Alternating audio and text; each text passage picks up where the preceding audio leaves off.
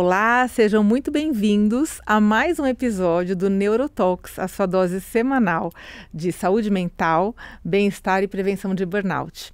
E hoje a minha convidada é uma querida amiga, apresentadora de TV e uma mulher que eu admiro muito, que contribuiu para o meu livro também, que eu acabei de lançar recentemente. Cláudia Tenório, seja muito bem-vinda. Eu agradeço muito o convite, muito obrigada. Que honra estar sendo entrevistada por você. Pois é, a gente sempre está em posição inversa, né? Sempre eu vou no programa da Cláudia, que eu adoro, né? Na Rede Vida, e hoje eu que estou aqui. Que delícia, estou aqui pronta e adorando essa posição. Muito gostoso. Obrigada. Em primeiro lugar, eu queria mostrar para vocês o livro que eu acabei de ganhar da Cláudia. Olha só que capa linda, Hoje Melhor Que Ontem. É um livro maravilhoso que ela acabou de lançar. Me fez uma dedicatória linda aqui. Obrigada, Clau. Bom, é difícil a mulher ficar feia, né? Mas olha só essa capa, que coisa linda. Essa foto tá linda, né? Meu Deus. E aonde que as pessoas podem comprar esse livro, Clau? Olha, tem a venda em todas as livrarias, mas se quiser autografado assim, que nem o dela. Ah, eu quero. Que nem o dela. Aí que vai ser pode ser no WhatsApp, 11 9 20 20 50 45. 11 9 20 20 50 45. Ou no Instagram também? Tem o link lá no meu Instagram. Pode ir entrar no Instagram. No meu Instagram também. Legal. E o teu Instagram, Cláudia Tenório? Cláudia Tenório Oficial. Ai, que linda. Adorei meu livro. Muito obrigada. Eu espero que você goste muito, que seja uma leitura muito agradável e útil. Obrigada. Ô, Cláudia, eu ia te chamar de Carol, que é o nome da sua filha. A gente estava falando da Carol, né? Um beijo pra Carol. Então, esse livro fala Hoje Melhor Que Ontem. Do que você está falando nesse livro? Olha, Ana, eu tô falando que hoje, aos 52 anos, eu me sinto melhor que ontem. E é uma quebra de paradigmas. Minhas amigas falam, agora a gente tá descendo a ladeira. Eu ouvi muita gente falando assim, Clau, é assim, a gente vai subindo até os 50. E dos 50 a gente começa a descer. E eu não tô vendo assim, muito pelo contrário. Eu me sinto hoje melhor que ontem em todos os aspectos. Uhum. E eu quis retribuir para o meu telespectador, para o meu público, para o meu seguidor, um pouco de tudo que eu recebi nessa última década, assim, nesses últimos 12 anos na Rede Vida.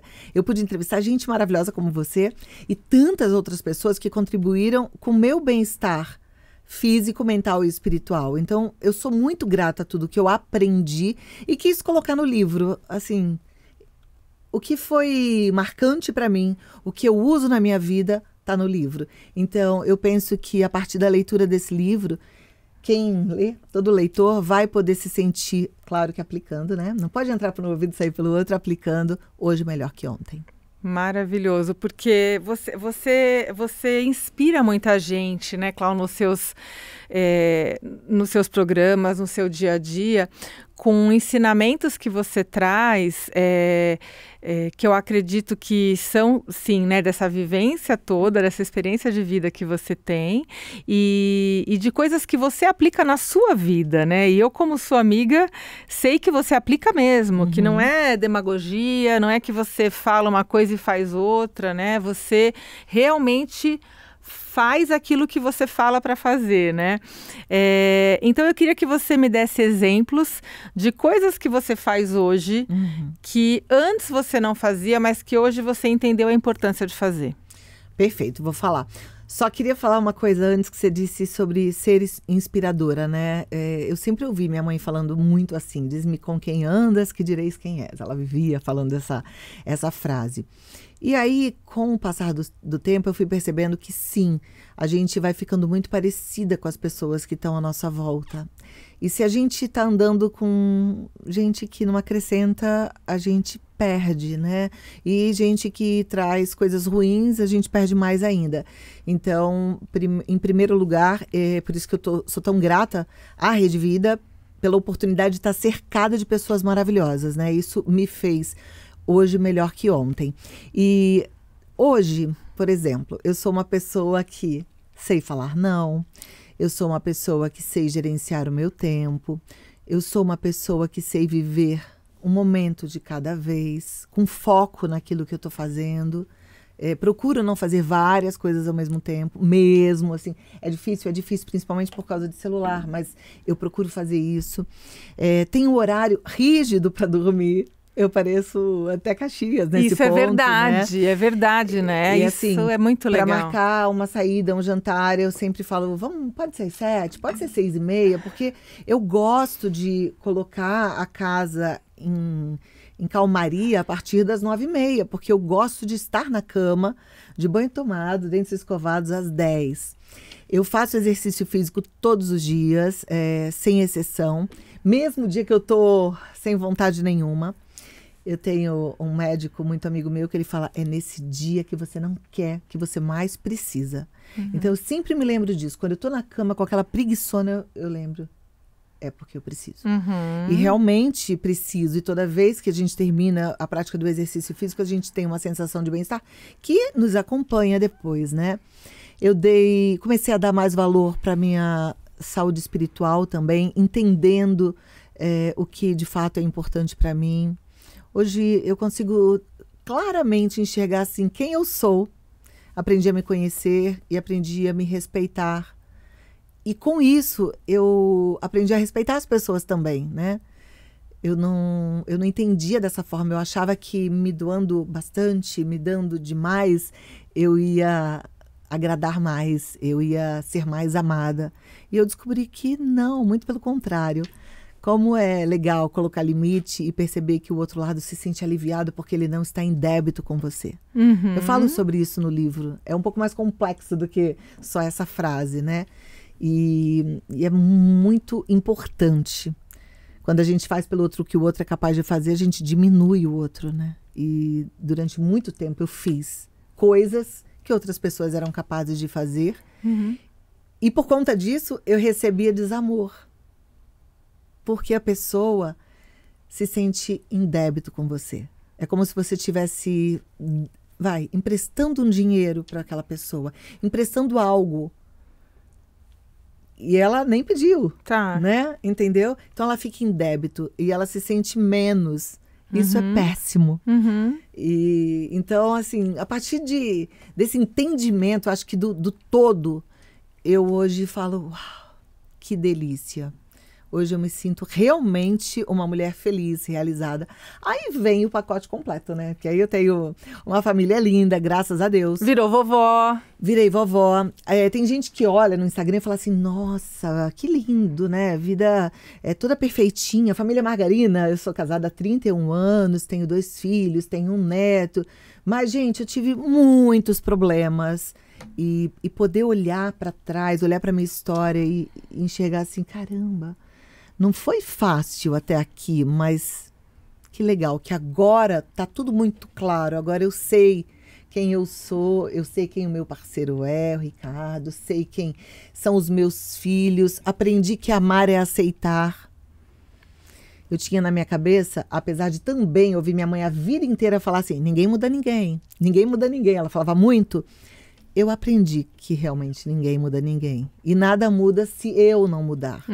Então foi parte da minha mudança que eu consegui ver essas mudanças todas. E aí eu aprendi a aceitar as pessoas como elas são. E aprendi a amar as pessoas como elas são. Que isso é amor, né? Perfeito, porque aí você, na verdade, isso é autoconhecimento, né, Cláudia? Quando a gente entende que o outro não muda, mas eu posso mudar, né? E aceitar, e conviver, e amar, como você está dizendo. E nesse momento as minhas relações, elas ficam melhores, né? Quando eu diminuo a minha expectativa em relação ao outro, né? Porque é muito fácil eu falar, eu não sou feliz porque o outro não faz, o outro não me deu, o outro não me falou tal coisa, né? Mas quando você entende a sua responsabilidade nessa relação, você fica mais feliz e com isso você vai ter mais saúde mental. E é impressionante como isso hoje, que parece tão óbvio, era tão difícil de ser enxergado. Eu tinha situações na minha vida, na minha casa, que eu falava assim, mas todo homem faz isso, ele tá errado, ele tinha que fazer. Até eu entender que não, ele não tinha que fazer, não tem ninguém errado. Ninguém tá errado. As pessoas, elas são quem elas são. Elas só dão aquilo que elas podem dar. Elas só fazem aquilo que elas podem fazer. Eu fiz terapia durante muitos anos, praticamente a minha vida inteira. E que caminhada longa para chegar a essa conclusão tão simples. Esse também é um dos Simples, motivos... mas complexa, né? Mas também é um dos motivos de eu querer escrever esse livro. E eu falo muito no programa sobre esse assunto especialmente, porque isso é muito caro para mim, porque me machucou muito. Quantas e quantas vezes eu achava que a minha verdade era a verdade absoluta, porque é a verdade da sociedade. Claro. Claro. E, de repente, não. A verdade da sociedade, às vezes, não está certa. Exato. Porque não existe verdade absoluta. Cada um só dá o que pode dar, só é o que pode ser.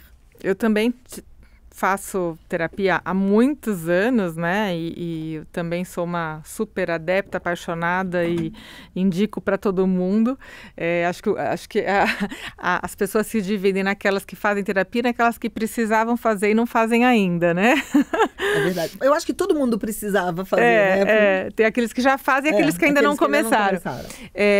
Mas é realmente incrível quem tem oportunidade. Infelizmente, não são todos que têm oportunidade, porque é uma coisa que é caro, demanda, né, financeiramente, é um investimento, mas é um investimento pessoal que acho que é um caminho sem volta. É, né? um investimento que não tem preço. Mas eu descobri ao longo dessa minha caminhada de autoconhecimento que a gente tem algumas possibilidades, né? Tem o serviço social de universidade, tem serviços sociais excelentes. E uma coisa que eu amo, que eu fiz durante muito tempo, foi grupo de apoio gratuito. Eu frequentei durante um tempo um grupo de apoio que chama Celebrando Recuperação.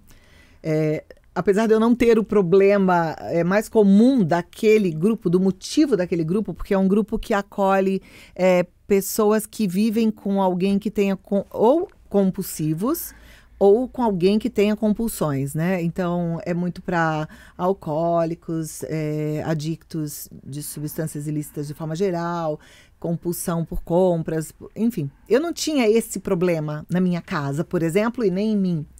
Mas eu tinha a mesma questão para resolver, que era a dificuldade de colocar limites, a dificuldade de dizer não. E isso estava me matando, porque eu carregava o mundo nas costas. Literalmente, assim. Então, o grupo de apoio me ajudou muito. Fiz o Celebrando Recuperação e depois fiz o Amor Exigente. O Amor Exigente também tem a finalidade de acolher familiares de dependentes químicos. E até é muito engraçado que eu ia toda terça-feira à noite, meus filhos falavam assim, não dá para entender o que você faz lá. Mãe, a gente nunca usou droga. Mãe, o papai nem bebe. Então, assim, mas não era para eles, não era... Porque um grupo de apoio, isso que é muito interessante também. Os pais às vezes falam assim, mas meu problema é o meu filho, eu que tenho que ir num grupo de apoio. Grupo de apoio é para quem vai. Claro. Né? E, na verdade, o grupo de apoio é um grupo de qualidade de vida. A partir do momento que a gente compartilha num grupo, porque nos grupos tem partilha. Então, não é você e o psicólogo. Você é ouvido por outras pessoas, tem o retorno de outras pessoas, que é muito interessante. Mas o mais legal é que você ouve as outras pessoas com histórias que você rapidinho consegue achar absurda e que é idêntica à sua. Atitudes que você fala assim, gente, eu sou assim. Porque é fácil a gente mudar a vida do outro, né, Clau? Assim, a gente falar que o outro tá errado, que o outro devia fazer, é muito simples a gente se colocar nesse papel. E é difícil se olhar, né? Muito, muito. E olhar o outro com a intenção de ser ajudado pela história do outro é muito transformador. Então, assim, sim, terapia é caro, mas existem soluções gratuitas para quem está buscando uma vida melhor, né? Leituras também. Eu li uma série de livros de um autor, chama Townsend, que o primeiro livro que eu li dele chama Limites, que foi uma transformação também na minha vida. Aí depois ele tem outros livros, aí eu li Limites para ensinar os filhos e Limites para o casamento. E é o máximo, porque aí a gente entende que o limite é nosso e que um marido mal criado, não é, mas você coloca limite e aí aceita. E aí eu aprendi que eu posso falar não para umas coisas. E se fizer birra? Gente, como é libertador. Às vezes nem faz birra, às vezes é o fantasma que a gente tem na cabeça. E eu falo sobre isso, Ana, porque assim, eu conheço tanta mulher que fala, Ai, meu marido, ele é super inflexível. Ele pode tudo. Agora vai eu. Nossa, não posso comprar um nada. Eu tenho que chegar escondida com as minhas coisas. Ele pode fazer a viagem dele com os amigos. Vai eu falar que eu quero sair para jantar com uma amiga. Só que elas talvez nunca nem ousaram fazer. E esse livro me ensinou que, para eu poder falar isso, eu tinha que primeiro ousar fazer. Uhum. Eu vou sair com as minhas amigas. E aguentar, às vezes, o bico. E depois se acostuma. Igual filho, né? Quando a gente fala, hoje você não vai sair de casa. Aí ele vai, briga, chora, fala que você é uma bruxa. Mas depois ele acalma. E aí até quer deitar no seu colo e receber um cafuné. Uhum. É igual em todas as relações. Uhum. Então, eu gosto muito desse assunto. Esse assunto eu também falo no meu livro. Então, as pessoas que querem buscar autoconhecimento, né, e que de repente não podem fazer terapia, é isso, né, leitura, como o seu livro, que é maravilhoso, que fala sobre esse tipo de experiência, existem cursos. Então, é o que você falou, tem alternativas, né, é importante a pessoa estar aberto e entender que porque tem aquela coisa da síndrome de Gabriela, né? Eu nasci assim, eu morri assim, eu nasci assim, você é sempre assim, vou morrer assim. Isso não é legal, né? Para alguém que queira se desenvolver, a gente tem que estar, em primeiro lugar, aberto e tirar esse papel, tirar esse lugar de que a culpa está sempre no outro, né? Eu acho que é isso mesmo. Cláudia, eu imagino que nesses anos todos de programa, você entrevistando tantas pessoas tão interessantes, né? Eu imagino que você já tenha vivido situações muito especiais, assim, que contribuíram muito para a sua vida, para a sua jornada, né? Você pode contar para a gente algumas dessas situações que você lembra que foram marcantes, coisas que você talvez... Nossa, não esperava ouvir isso, talvez de uma pessoa que eu não, né, que de repente é desconhecida, sei lá. Eu ouvi eu ouvi muita coisa, seria até injusto citar alguns, todos eles realmente foram muito importantes. Você já foi ao programa e você sabe, eu fico assim, eu tenho sede de aprender, né, e eu tenho interesse real.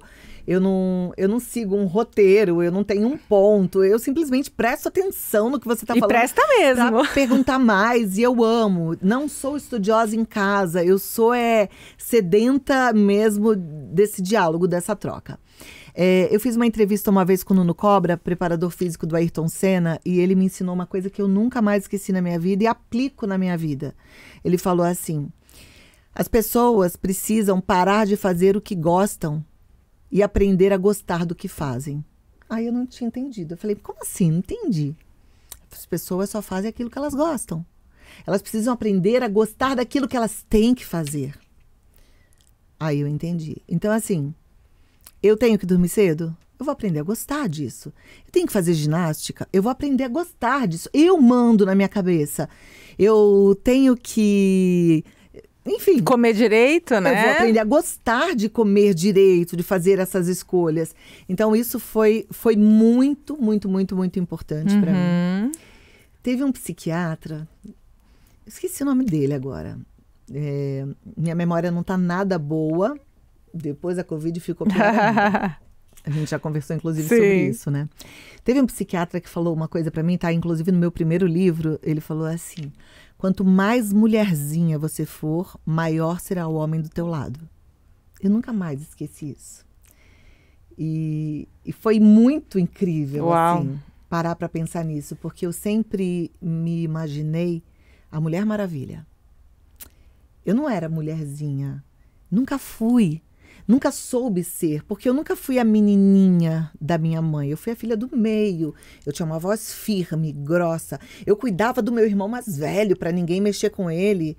Eu cuidava da minha irmã pequenininha, dava bronca se ela chegava tarde. Você casou cedo, mudou de cidade, então eu sempre fui a Mulher Maravilha. Eu achava que eu era Mulher Maravilha. Quando tinha uma festa fantasia, eu falava Mulher Maravilha. Adorava ser a Mulher Maravilha. Isso bateu em mim, assim. Falei, caramba... Aí eu fui tentar entender isso, né? Então, quanto mais mulherzinha você for, maior será o homem do teu lado. Muito bom para quem quer, de fato, um homem muito grande, poderoso, então seja mulherzinha.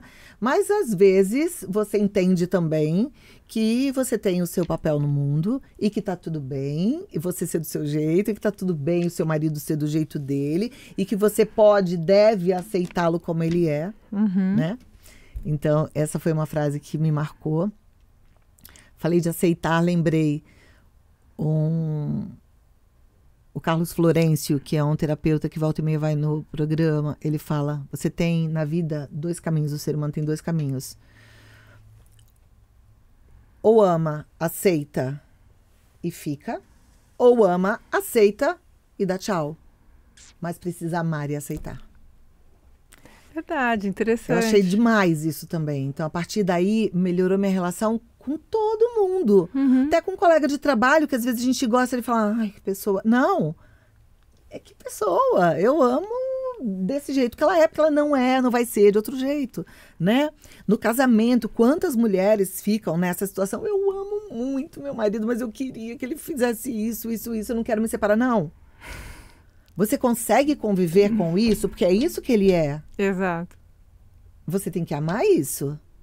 Eu atendo né? muito idosos, né? Eu atendo muito idosos. E essa é uma queixa que é muito frequente, inclusive em idosos, né? De problemas de relacionamento. Porque essa semana passada, eu acho, eu atendi uma senhora de 78 anos, reclamando do marido. Que não, porque ele não me leva uma flor, não presta atenção no que eu falo, não é romântico, não me leva para sair para comer. Eu falei, quantas vezes na vida ele já fez isso? Ah, doutora, ele nunca fez. Puxa, mas será que ele vai começar a fazer agora? Né? Será que criar essa expectativa nessa altura do campeonato, nessa altura da vida, será que faz sentido, né? E isso é simbólico, né? É um extremo, é real, aconteceu com uma paciente minha, mas acontece o tempo todo na nossa vida, né, Cláudia? Quanto a gente fica jogando sempre essa expectativa que o outro não faz. Eu queria que fosse diferente, mas não é. E eu acho que a pergunta importante que a gente tem que fazer é assim, a sociedade está acostumada com isso. As mulheres estão acostumadas a receber flores. Será que, de fato, receber flor é importante para mim? Ou será que eu gosto daquele papel da mulher que compra a sua própria flor e monta o seu arranjo? Uau! Mais um soco no estômago, anotem aí. É isso. Né? Perfeito, perfeito. Essa foi uma das fichas que caiu. Para eu me sentir hoje melhor que ontem. Eu também era igual a essa sua paciente. Eu também nunca ganhei flor. Eu também nunca ganhei uma surpresa, um diamante. Não. Eu também queria durante um tempo, entre 1000 aspas, eu achava que eu queria. Ainda bem que ele não deu, porque não era o que eu queria. Eu queria isso que eu hoje sou. Eu gosto de ser a mulher que compra as flores e monta seu arranjo. Eu gosto de ir na loja e comprar o meu próprio diamante. Maravilhosa. Eu gosto de me dar um carro de presente. Maravilhosa, maravilhosa. Perfeito. E é isso, né? Nós mulheres, a gente fala tanto, né? Dessa questão, desse movimento do feminismo, né? Do papel da mulher, se questiona tanto isso, né? Tem tantos debates a respeito, mas vira e mexe, isso é um assunto ainda nas rodas entre mulheres, né? Que o marido não deu a joia, que o marido não deu a bolsa, que o marido não fez uma surpresa. Lembra que eu falei que a gente precisa ficar muito atento com quem a gente coloca à nossa volta? E, na verdade, a gente precisa ficar muito atento com as pessoas que a gente convive ou quer conviver. Durante muito tempo que eu vivia essa sensação de... Ai, eu queria, eu merecia, eu esperava. Eu tinha um hábito de frequentar uma rodinha na minha academia de mulheres completamente diferentes de mim. Mulheres que recebem as flores, os diamantes, os carros. E eu ficava ali sentada mentalmente, só me comparando e me encolhendo assim, e ficando por dentro angustiada. Primeira coisa que eu fiz foi perceber que aquilo me fazia mal. Nessa rodinha eu não sento mais. Perfeito. Aí depois eu fui tentar descobrir Se eu realmente queria aquilo, que aí foi a melhor coisa. Aí é uma revolução, Aí é a né? revolução. Aí é a revolução que dá um alívio, porque o Ricardo não está em débito comigo em absolutamente nada. Ele não precisa me dar a flor, ele me dá outras coisas. Ele me dá uma atenção que poucos maridos dão, né? A dele, é a atenção dele, é o foco dele, é o cuidado dele. O Ricardo é aquele marido que sempre soube o absorvente que eu usava, a marca do meu shampoo, quando ia acabar o meu algodão, entende? E assim, ele tem características incríveis, diferentes de outros. Claro. E aí é pensar mesmo, estabelecer valores. E essa é a beleza da vida, né, Clau? Porque às vezes a gente fica buscando uma felicidade, um momento de ápice, de sucesso, de... É porque a gente se compara a todo mundo, Exato, menos com a gente mesma. Exato, exato. E muitas vezes o momento da felicidade, da alegria, do prazer está do nosso lado, com um parceiro incrível que você tem, que eu também tenho a alegria de ter, que também se chama Ricardo, né? Você conhece o meu Ri. E quantas vezes, né, a gente não olha, a gente deixa de olhar para o lado para valorizar isso que a gente tem no dia a dia e fica se comparando com a grama do vizinho, né? Porque o vizinho tem isso, tem aquilo, tem tal coisa, tem... E muito no âmbito material, né? Muito no âmbito de ter aquilo que... eu quero ter aquilo, eu quero ter isso, eu quero ter o outro, eu quero que ele me dê uma coisa que é material. A sociedade incute isso na gente, né, Ana? A minha manicure passou a frequentar minha casa na pandemia. Até então ela só me você conhecia, colocava os posts dela fazendo. Ela só me conhecia do salão. Eu ia lá, ela fazia minha unha, então ela não conhecia a intimidade da minha casa. E aí ela foi conhecer. Ela falou, gente, eu imaginava tudo tão diferente. E ela gostou mais do que ela viu. Porque porque o imaginário da pessoa vai a lugares que a gente nem imagina. Né? E a realidade é diferente. Claro. Igual a frase famosa que diz que na rede social a gente mostra o palco, né? A gente não mostra os bastidores. E eu fico pensando, gente, quem pega meu Instagram, aí quando eu tenho alguma desavença com o Ricardo, porque eu tô casada há 31 anos, quero continuar casada, mas a gente tem brigas, claro. A gente de vez em quando fica um chateado com o outro e faz parte, mas a gente sabe o que a gente quer, a gente tem uma missão comum, a gente tem um propósito comum. Isso nos une e nos fortalece. Mas eu fico pensando assim, gente, quem pega meu Instagram fica olhando e fala, uau, nas Maldivas, olha ele abraçado com ela, ai, meu marido... Não, gente, né? Isso ninguém vê que foi a sua viagem. Ninguém vê que foi a sua viagem de quantos anos de casado? Foi de 30. De 30 anos de casado, que era um sonho que você tinha. O quanto você trabalhou para poder realizar este sonho? Não é assim, delícia, acordei e vou para Maldivas. Mas e as outras coisas que acontecem na vida que a gente não posta? Claro. Né? E a dor de barriga que a gente tem, que a gente não vai falar. Então, assim, a gente não pode se comparar a ninguém. E mesmo antes de rede social, a sociedade já incutia valores muito, muito rígidos na nossa mente, né? Desde a época que a gente é criancinha com o livro da Cinderela. Exatamente. Tem que ter o príncipe para poder realizar todos os seus sonhos, né? E, claro, eu queria só mudar um pouquinho de assunto, porque tem um assunto que acho que perpassa pelo teu livro, chegando até o meu, né?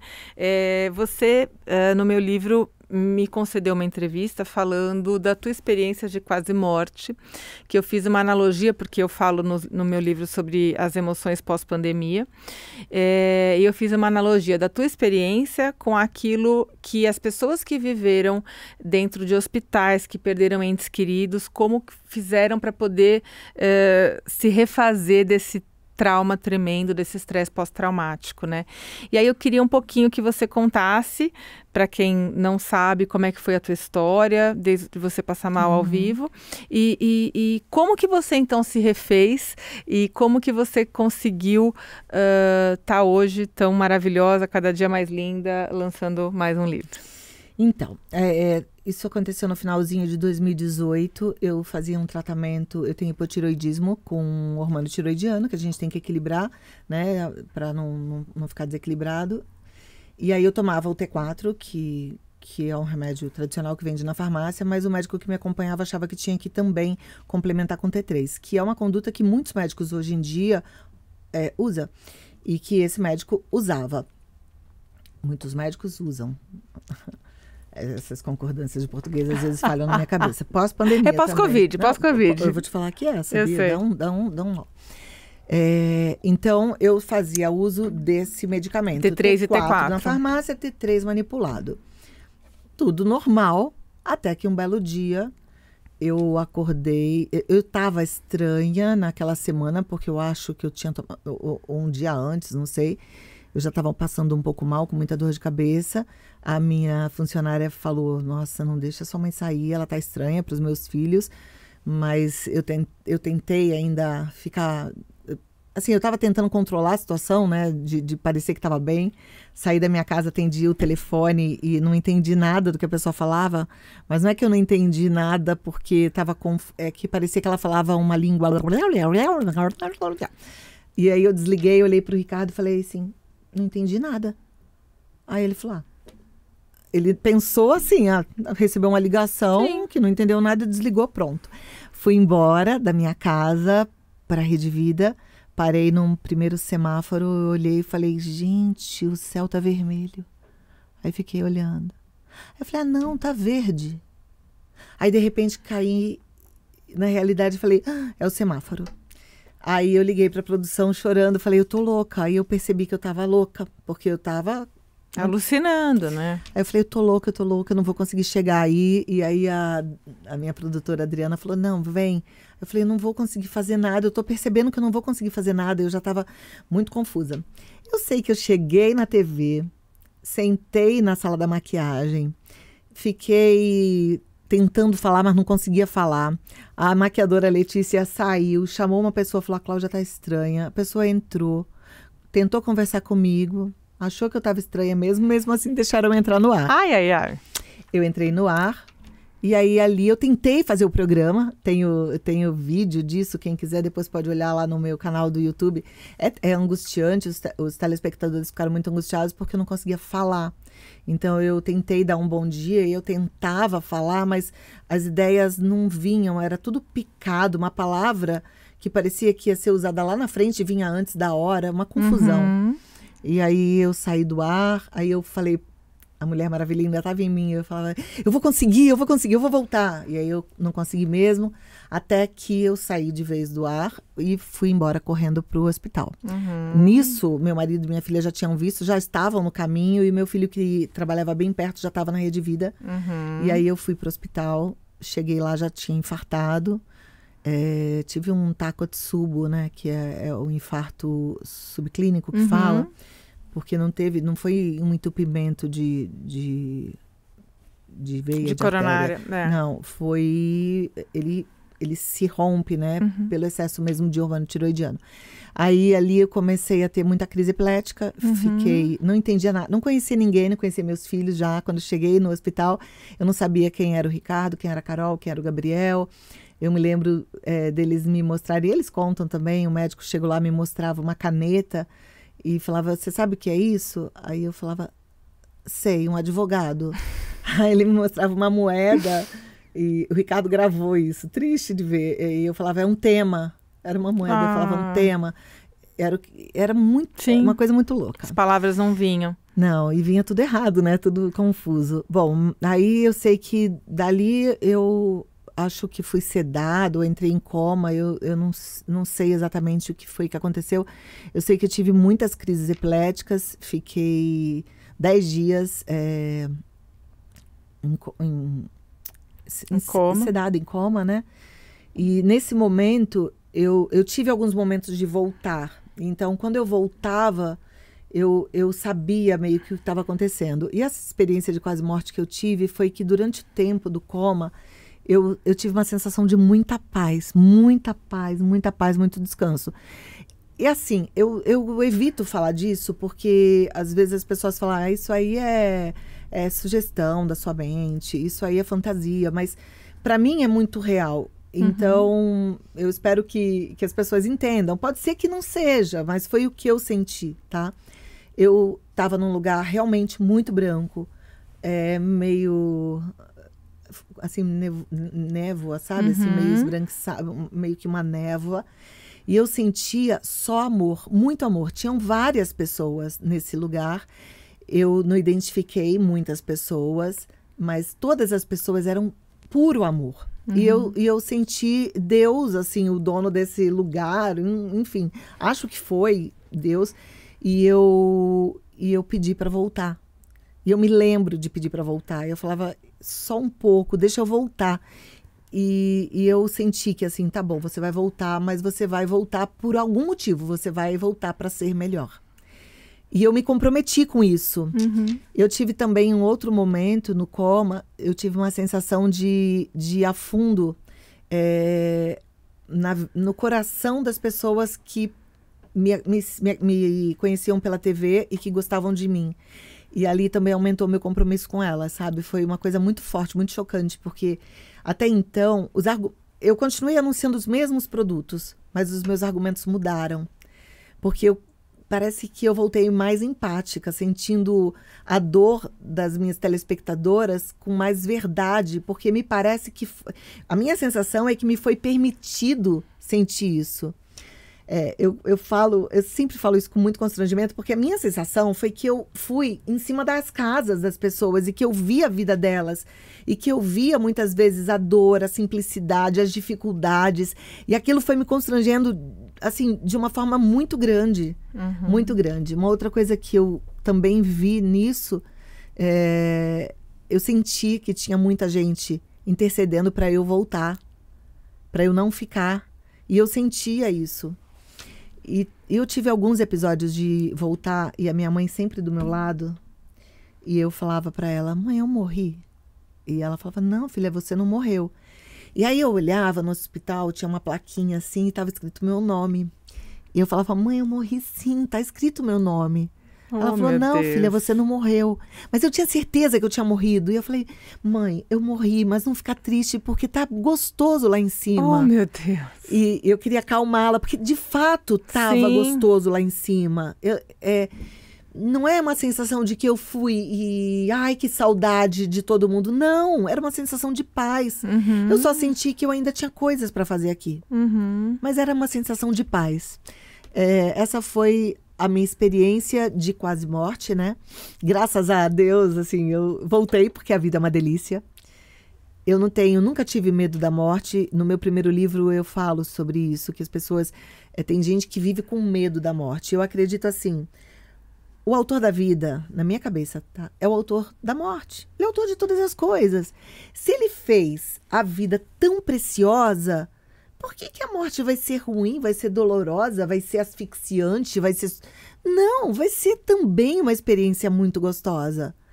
Né? Não tem cabimento ser uma coisa mais ou menos. Então eu sempre tive isso muito claro. E depois dessa experiência ficou muito mais claro ainda. Obrigada.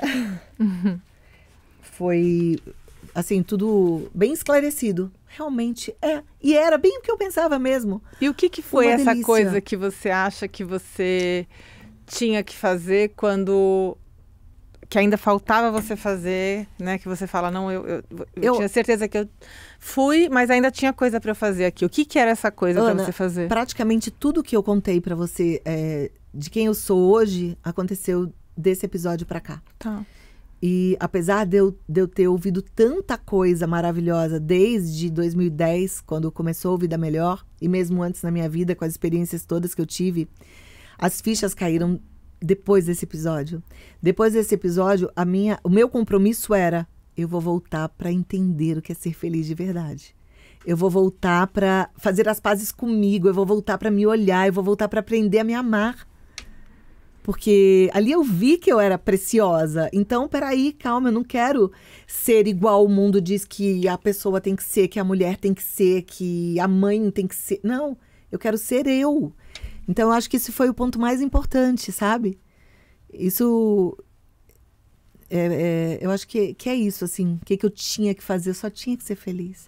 E você acha que a tua relação, por exemplo, né? A gente vê... eu falo muito de burnout.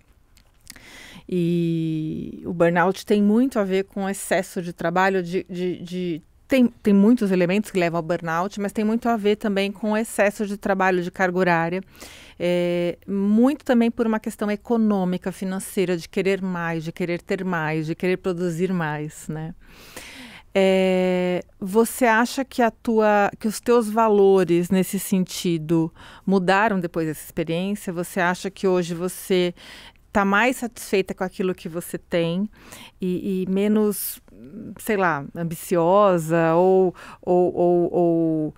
mais tranquila nesse aspecto financeiro, dando valor para outras coisas, ou não? Você acha que isso não mudou, assim?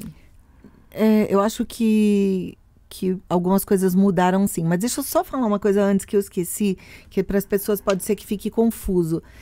Eu não passei mal e tive tudo isso porque eu tomei um hormônio tiroidiano T3. Não, é porque eu tomei 1000 vezes mais do que eu tinha que ter tomado, porque a dosagem prescrita foi errada e a farmácia acatou a prescrição e fez a dosagem errada, né? Fez uma formulação 1000 vezes maior. Então, só para esclarecer isso. E agora, voltando à sua pergunta. E a gente também só foi descobrir o que tinha acontecido comigo depois que eu já estava em casa, né? De alta, 15 dias depois. Ah, você só descobriu depois? Só descobri depois. Eu saí do Einstein sem um diagnóstico, sem o porquê tudo aquilo aconteceu. Eles apagaram o incêndio, né? Cuidaram do meu infarto, cuidaram das minhas crises epiléticas. Mas eles não sabiam qual era o motivo. E o neurologista pediu para eu procurar um endocrinologista para tentar descobrir o que é que pode ter acontecido, porque ele não achou nada neurologicamente explicável. Clinicamente, eu fui virada de cabeça para baixo, assim. Foi até bom, por um lado, porque... Fez um check-up. Mais que um check-up, sabe? Assim, eu fiz exame que, sei lá, acho que nem ninguém faz. Eu fui realmente muito investigada. E foi só depois de 15 dias que eu descobri o que tinha acontecido, que foi buscando mesmo todas as receitas, olhando todas as prescrições, etc. Aí, eu vou falar dessa coisa dos valores, mas eu só quero lembrar... só quero falar de uma coisa para não esquecer, Ana. Como eu não sabia o que estava acontecendo e ninguém sabia o que estava acontecendo, quando eu estava lúcida, quando eu comecei a poder receber visita no hospital, todo mundo ia e fazia um pré-julgamento. Eu recebi muitas pessoas que falavam assim, você teve um burnout. E coincidentemente, a Isabela tinha tido o burnout dela, eu acho que ela tinha... saído do hospital, 2018. Não tinha nem um mês, assim, foi muito, muito junto. E o meu chefe da Rede Vida, ele segurou minha mão e falou assim, agora vamos pegar mais leve, né? Pra que viajar tanto, menos viagem? E as pessoas falavam muito isso. Outras julgavam de outras formas. Como se fosse uma crise de estresse, burnout. As pessoas acharam que eu estava tendo uma crise de estresse. E não foi. Foi um erro médico mesmo. E eu tomei essa dosagem absurda de hormônio tiroidiano. Bom, aí, se eu voltei disso tudo menos materialista, menos ambiciosa, eu nunca fui ambiciosa, eu nunca trabalhei pelo dinheiro, é uma coisa muito louca isso. Eu sempre trabalhei muito pelo amor ao que eu faço, sabe? E é de verdade. E graças a Deus, a minha profissão, ela me remunera bem, né? Eu não posso reclamar. Então, eu voltei a mesma. Eu sempre tive uma coisa muito clara na minha cabeça. Eu tenho meus amigos que aprenderam comigo. Eu tenho um amigo que volta e meia, ele fala, você lembra que você me ensinou? Eu tô fazendo isso, tô tirando o pé do acelerador, eu tô trabalhando menos, agora eu vou deixar ele tem vários negócios, vou deixar o laboratório de lado. Porque eu sempre falei assim, eu só quero trabalhar o suficiente para ter um dinheiro para poder me aposentar. Então, eu tenho essa conta certinha, assim, quanto eu vou precisar, pensando que eu não vou ter tanta coisa, que eu vou querer tanto, porque eu sou caseira, que eu já não vou ter tanta vontade de viajar tanto, porque a gente sabe que depois a gente vai ficar um pouquinho mais low profile. Então, eu tenho a minha conta certinha, penso quantos anos eu vou precisar ficar sem trabalhar e quanto dinheiro eu tenho que guardar. Isso, para mim, sempre foi muito claro. Então, assim... eu não tenho essa ambição, sabe? Eu quero viver a minha vida, não faço questão de coisas, porque isso não mexe na minha cabeça. Nunca quis, né? Mas a tua relação com o trabalho mudou? Minha relação com o trabalho não mudou, só que depois veio a pandemia E aí, porque eu fazia 2 programas na Rede Vida. Eu fazia o Vida Melhor e fazia o Rede Vida Visita. E o Rede Vida Visita, que era uma delícia. Eu viajava muito e eu fazia muitas viagens. Nesse ano de 2018, eu tinha feito várias viagens pelo Brasil, várias cidades. Eu tinha também feito Aruba, eu tinha feito Portugal, com várias cidades em Portugal. Eu tinha feito Israel. Israel, né? Eu tinha feito mais uma outra, que eu esqueci, foi a última que eu cheguei, acho que foi Panamá. Não sei, eu fiz várias nesse ano, foi tudo... E realmente, trabalhar com as viagens é um trabalho muito, muito grande, apesar de que era muito prazeroso, eu não acho que isso me cansava. Só que trabalha-se mais, porque eu tinha que deixar tudo pronto aqui, trabalhar lá bastante, porque eu tenho tanta paixão pelo que eu faço. Quem é de vídeo entende isso. Enquanto a gente tem luz, a gente quer gravar. E se de repente fez um pôr do sol maravilhoso, a gente quer gravar. Aí, por exemplo, a gente saía à noite para jantar e o câmera também, sempre que me acompanha, ele também tem. Porque todo mundo tem meio que essa coisa, quando tá viajando, de querer fazer uma matéria linda. Isso move muito a gente que é de televisão. Levava câmera. Vou levar, vai que... Aí chega lá, a gente vê um barzinho diferente, uma música ao vivo, a gente fala, liga a câmera, tá com o microfone, vou gravar. Então, assim, eu trabalhava realmente muito nessas viagens, mas não, nada.